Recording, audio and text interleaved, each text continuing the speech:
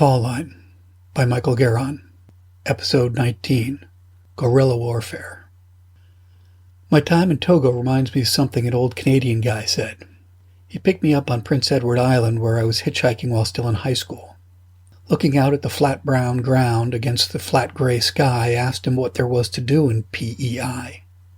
"Well," he said, rubbing his chin, "in the summer we fish and we fuck, and in the winter we can't fish anymore." So it seemed to me it was in Togo. The days were long and repetitive, but without exception there was always one thing a day that stuck out.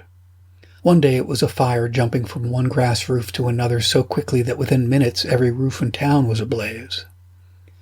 Another, it was a rabid dog chased down and killed by fearless men who knew they needed to rid themselves of the menace in their midst. Once it was the flying snake of Togolese legend they told me had flown into the village the previous night. Westerners knew these didn't really exist until I found it 40 feet up where they pointed it out in the tree. Endless nothing. And then one thing. Then lots of nothing again. And in the winter we can't fish. So it was that the guerrilla stories came about. Being West Africa, there were few non-domesticated animals left around. Everything was food. So how was it that the baboon population seemed to thrive?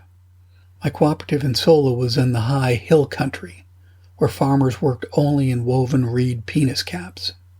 Here was ancient Africa, and the old traditions thrived. The Sola still practiced mass male circumcision. All boys between 12 and 17 stand in a public line and have their foreskins removed. They did this without the benefit of pain relief, and if they so much as flinched, they were driven from the tribe. The year I was there, one boy shrieked and ran as he was cut. The villagers later found him hanging from a tree. The general belief was that it was his family's response to shame. One day after working the morning in the fields, my farmers invited me to share the noonday meal. Noticing more excitement than was generally the case, I asked what it was all about. They told me they were going to have a special treat. The previous day, a village woman was out collecting firewood on a nearby hill. A baboon came upon her. It attacked and raped her. The entire village immediately gave chase. Once they trapped and killed it, they decided it was lunch. But before they could serve the meal, an argument broke out over tribal taboos and rules. The group that wanted to eat the meat said that they could eat any animal that were covered in body hair, they themselves having hairless flesh. Those who didn't eat baboon said it was taboo to eat anything with human genitalia. When asked about my views, I quickly said I agreed with the genitalia clause. Then I pulled my shirt off to show my whole body is covered in body hair. I added that I hoped their appetites for hairy quasi-humans ended with baboons. The last ape story happened just weeks before I left for good.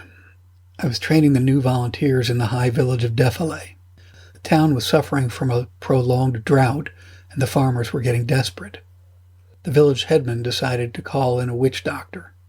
The sorcerer told them that the only way to end the drought was to sacrifice a baboon. The trainees and I watched as the local men suited up to go bring in a sacrificial ape. About 20 men left the village carrying bows and arrows along with a variety of clubs. They returned 2 hours later bellowing and banging on pots. They were chasing a full-grown male baboon. The ape darted into a nearby stand of woods while the men encircled the little patch, keeping up their din. The frantic baboon, seeing no alternative, decided it had to charge the line. We watched as over 100 pounds of biting teeth and solid muscle went straight at a single man. The brave villagers stood his ground, and the others joined in as quickly as they could. They managed to subdue the powerful creature, and though I was there, I still can't imagine how. Once they had it subdued, the villagers tied it to a tree. They then beat it to tatters using everything they had. Once dead and mutilated, they shoved an old army helmet on its head and pushed a pipe into what had been its mouth. Then the whole village joined in dancing around it for an hour. There were 20 American volunteers who witnessed this. I swear what happened next was, it began to rain.